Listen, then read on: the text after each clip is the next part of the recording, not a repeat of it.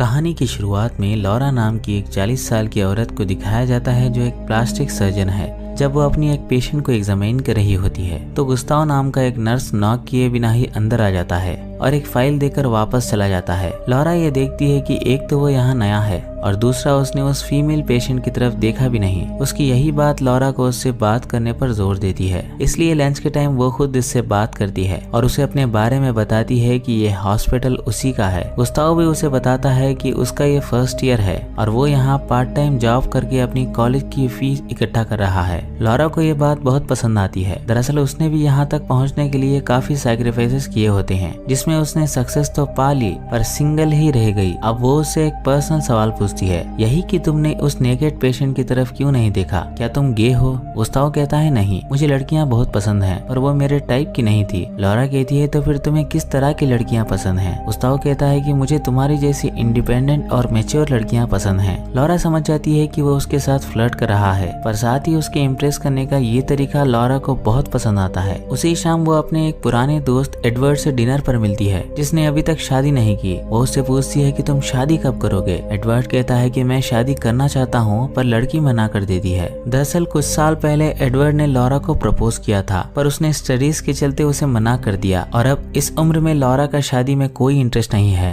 एक दिन जब वो कार्मेन नाम की एक पेशेंट को एग्जामिन कर रही होती है तो रोज की तरह गुस्ताव फाइल देने आता है। वो कार्मेन को देखकर उससे बातें करने लगता है और उसे शाम को कॉफी पर इनवाइट करता है। इसी बीच हम लॉरा को देखते हैं जो उन दोनों को क्लोजली बातें करते देख थोड़ी इनसिक्योर हो रही होती है और गुस्ताव के जाते ही वो कार्मेन से पूछती है कि तुम दोनों एक दूसरे को कैसे जानते हो? कार्मेन उसे बताती है कि कुछ साल पहले गुस्ताव मेरे पड़ोस में उसकी नानी के साथ रहा करता था। ये सुनकर लॉरा को एक तसल्ली मिलती है कि जिसके साथ वो रोज बातें करती है वो एक मेहनती लड़के के साथ साथ एक अच्छा लड़का भी है। वो अपनी फैमिली के लोगों से हमेशा अटैच रहता है। उसी रात गुस्ताव उससे मिलकर ये पूछता है कि तुमने कौन सी उम्र में अपना मेडिसिन कंप्लीट किया था? लॉरा उससे कहती है कि ये पूछकर क्या तुम मेरी एज जानना चाहते हो? गुस्ताव कहता है नहीं, मैं बस तुम्हारी इस जर्नी से इंस्पायर होना चाहता हूँ। लॉरा कहती है कि इसके लिए तुम्हें कई सैक्रिफाइसेस करने होंगे, जिस पर गुस्ताव कहता है कि मैं कामयाब होने के लिए किसी भी हद तक जा सकता हूँ। ये जानकर लॉरा को बहुत अच्छा लगता है कि गुस्ताव एक एम्बिशियस लड़का है। उसी रात घर पर पहली बार उसे अकेलापन महसूस होता है और ये एहसास उसे गुस्ताव से बात करने के बाद हो रहा था। ऐसे में वो शराब का सहारा लेती है। एक दिन उसके बर्थडे पर गुस्ताव उसे विश करता है और यहाँ पहली बार वो उसे हक करती है। गुस्ताव उसे डिनर के लिए पूछता है, जिस पर लॉरा उससे कहती है कि मैं आना तो चाहती हूँ पर मेरी अपने एक दोस्त के साथ पहले से अपॉइंटमेंट फिक्स हो चुकी है। ये सुनकर गुस्ताव थोड़ा अपसेट हो जाता है और कहता है कि अगला डिनर तुम मेरे साथ कर लो, जिसके बाद सब मिलकर उसका बर्थडे सेलिब्रेट करते हैं। कुछ देर बाद एडवर्ड उसे फोन करके ये कहता है कि एक अर्जेंट सर्जरी के कारण मैं आज तुमसे डिनर पर नहीं मिल सकता। लॉरा उससे कहती है कि कोई बात नहीं, एक डॉक्टर के लिए पेशेंट से ज्यादा जरूरी और कुछ नहीं होता। इसके बाद वो गुस्ताव से कहती है कि मुझे अच्छा लगेगा अगर तुम्हारे डिनर का प्लान अभी भी मेरे लिए अवेलेबल हो। ये सुनकर गुस्ताव बहुत खुश होता है और ये दोनों डिनर पर मिलते हैं। यहाँ लॉरा को पता चलता है कि गुस्ताव अपनी एज की लड़कियों को पसंद नहीं करता क्योंकि वो बचकानी और गैर जिम्मेदार होती हैं, जबकि उसे लॉरा जैसी मेच्योर और इंडिपेंडेंट औरतें पसंद हैं जो किसी भी प्रॉब्लम में अपने पार्टनर को गाइड करती हैं। धीरे धीरे वो गुस्ताव के इशारे समझ जाती है कि वो अपनी लाइफ में बिल्कुल अकेला है और उसे उसका साथ चाहिए। आखिरकार वो लॉरा के घर के बाहर उसे ये कह देता है कि वो उसे बहुत पसंद करता है, पर लॉरा अभी भी श्योर नहीं थी।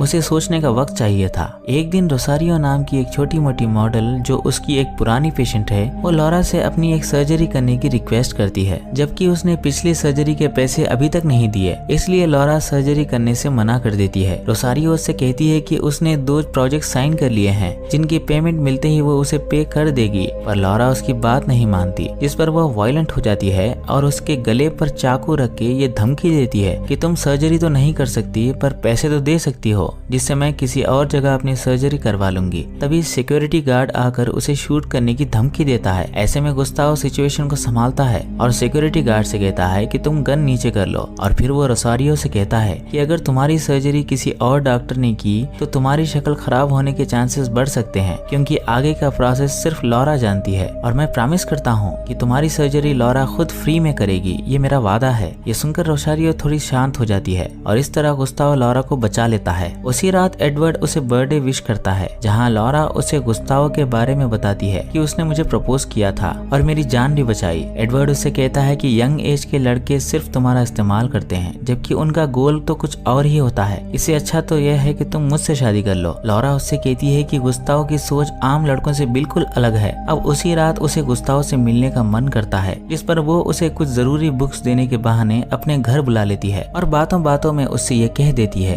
कि मैं भी तुम्हें पसंद करने लगी हूँ। ये सुनकर गुस्ताव बहुत खुश होता है और यहाँ से इनका अफेयर शुरू हो जाता है। ये रोज मिलने लगते हैं। एक रात वो लॉरा के घर आता है, जहाँ वो एडवर्ड को देखकर इनसिक्योर हो जाता है। एडवर्ड के जाने के बाद वो लॉरा से कहता है कि एडवर्ड मुझे सही आदमी नहीं लगता। लॉरा उससे कहती है कि मैं तुम्हारी इनसिक्योरिटी को समझती हूँ, पर एडवर्ड एक काबिल और शानदार आदमी है। ये सुनकर वो बच्चों की तरह शिकायतें करने लगता है। वो उसे समझाने के लिए आगे बढ़ती है, पर वो उसे धक्का दे देता है। ये देखकर लॉरा उसे वार्न करती है कि मेरे साथ रहना है तो आगे से इस तरह की बदतमीजी कभी मत करना। थोड़ी देर बाद गुस्ताव को अपनी गलती का एहसास होता है और वो लॉरा के करीब जाकर उसे मना लेता है, जिसके बाद वो लॉरा से कहता है कि मैं तुम्हारे साथ रहना चाहता हूँ, जबकि लॉरा इसके लिए तैयार नहीं थी। वो उसे मना कर देती है। अगले दिन जब वो हॉस्पिटल में होती है तो उसका एक पड़ोसी उसे कॉल करके ये बताता है कि तुम्हारे घर पर कोई सामान लेकर आया है। ये सुनकर वो फौरन घर पहुंचती है। वो देखती है कि गुस्ताव अपना सामान लिए उसके घर शिफ्ट हो चुका है। वो उसे बताता है कि उसके लैंडलॉर्ड ने उसे किराया ना देने पर घर से निकाल दिया है। लॉरा उससे कहती है कि ये बात तुमने मुझे पहले क्यों नहीं बताई। गुस्ताव कहता है कि अगर ये बात मैं तुम्हें पहले बता देता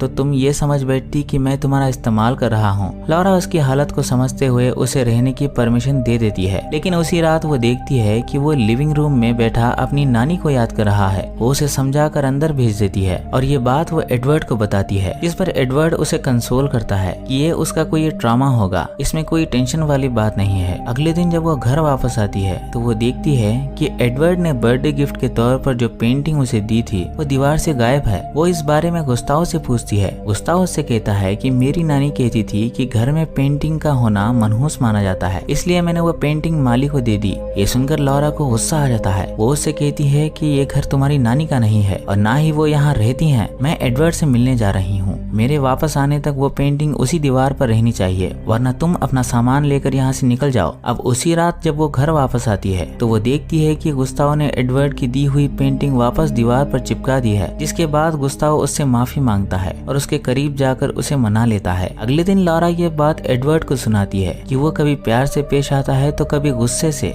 एडवर्ड कहता है कि रिश्तों में ये आम बात है और अगर कभी तुम्हें उसे हैंडल करने में मुश्किल पेश आए तो तुम्हारी ओर से मैं बात करूंगा। अब उसी रात जब वो डिनर के लिए तैयार होती है तो वो उससे कहता है कि ये कपड़े बहुत छोटे हैं, तुम ऐसे कपड़े पहनो जो तुम रोज पहना करती हो। ये सुनकर लॉरा को गुस्सा आ जाता है। वो उससे कहती है कि ये ड्रेस मुझे एडवर्ड ने गिफ्ट की है, मैं उसे इन कपड़ों में बहुत अच्छी लगती हूँ, अगर तुम्हें पसंद नहीं आए तो इसमें मैं क्या कर सकती हूँ। जिस पर गुस्ताव उससे कहता है कि इन कपड़ों में तुम बिल्कुल एक कॉल गर्ल लग रही हो। ये सुनकर लॉरा का सब्र टूट जाता है और वो उसे घर से जाने के लिए कहती है। गुस्ताव उसे मनाने के लिए उसके करीब होने लगता है, पर लॉरा उससे कहती है कि रिश्तों का मतलब सिर्फ जिस्मानी ताल्लुक नहीं होता, ये एक अंडरस्टैंडिंग है जो तुम जैसी छोटी सोच वाले शक्की पागल की समझ के बाहर है। अब गुस्ताव का खेल खत्म हो चुका था। ऐसे में वो उसके साथ जबरदस्ती संबंध बनाने लगता है, क्योंकि उसे लगता है कि ऐसा करने से वो हर बार की तरह मान जाएगी, क्योंकि उसे गुस्ताव की जरूरत है। पर लॉरा उससे दूर भागती है और उससे बचने के लिए चाकू का सहारा लेती है। वो पुलिस को कॉल करने की धमकी देती है, जिस पर वो वहाँ से चला जाता है। जिसके बाद वो एडवर्ड को घर बुला लेती है। एडवर्ड उससे कहता है कि हमें पुलिस को कॉल करना चाहिए, पर लॉरा जानती है कि ऐसा करने से उसकी रेपुटेशन पर बुरा असर पड़ सकता है, इसलिए वो उसे मना कर देती है। अगले दिन क्लिनिक में उसे गुस्ताव का एक लेटर मिलता है, जिसमें वो ये लिखता है कि मैं तुमसे अभी भी प्यार करता हूँ, पर अपनी हरकतों की वजह से मैं कभी तुम्हारा सामना नहीं कर पाऊंगा और मुझे नहीं लगता कि तुम मुझे कभी माफ करोगी। अब लॉरा को लगा कि वो उसकी जिंदगी से हमेशा के लिए जा चुका है, लेकिन अगले ही दिन पार्किंग लॉट में चुपके से वो एडवर्ड पर हमला कर देता है, क्योंकि उसे लगता है कि वो उसके और लॉरा के बीच एक दीवार बनकर खड़ा है। लॉरा को पता चलते ही वो एडवर्ड के पास आती है। वो उससे कहती है कि हमें पुलिस के जरिए उस आदमी का पता लगाना होगा, जिस पर एडवर्ड उसे बताता है कि वो गुस्ताव ही है जिसने मेरा ये हाल किया है।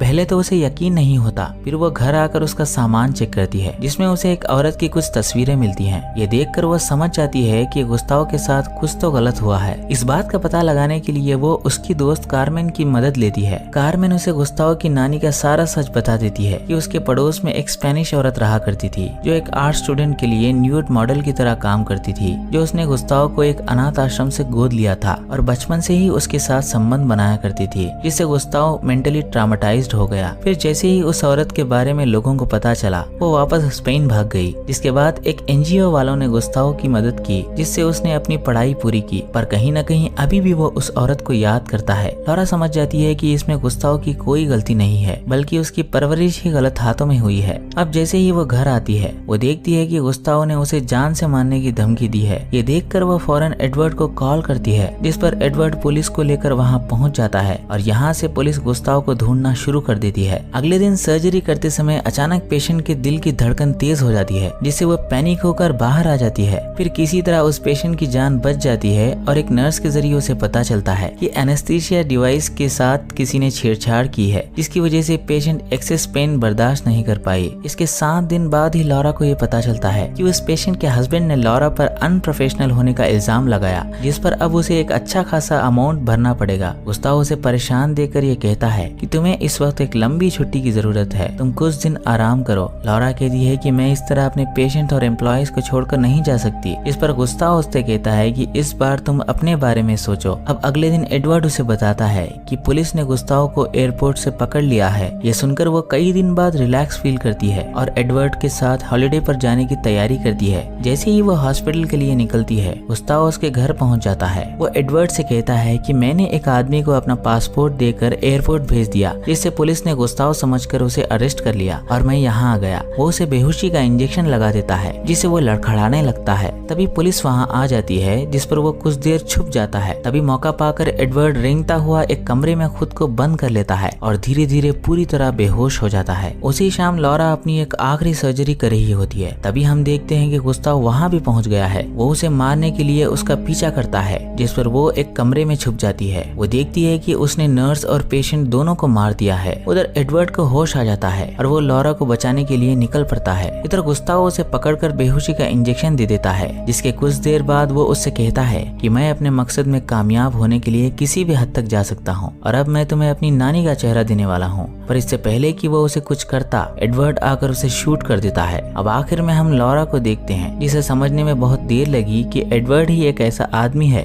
जो न सिर्फ उसका एक अच्छा दोस्त है, बल्कि एक लाइफ सेवर भी है। इसलिए वो उसे अपना लाइफ पार्टनर बनाने का फैसला करती है। इसी के साथ ये कहानी खत्म हो जाती है। उम्मीद है ये कहानी आपको पसंद आई होगी।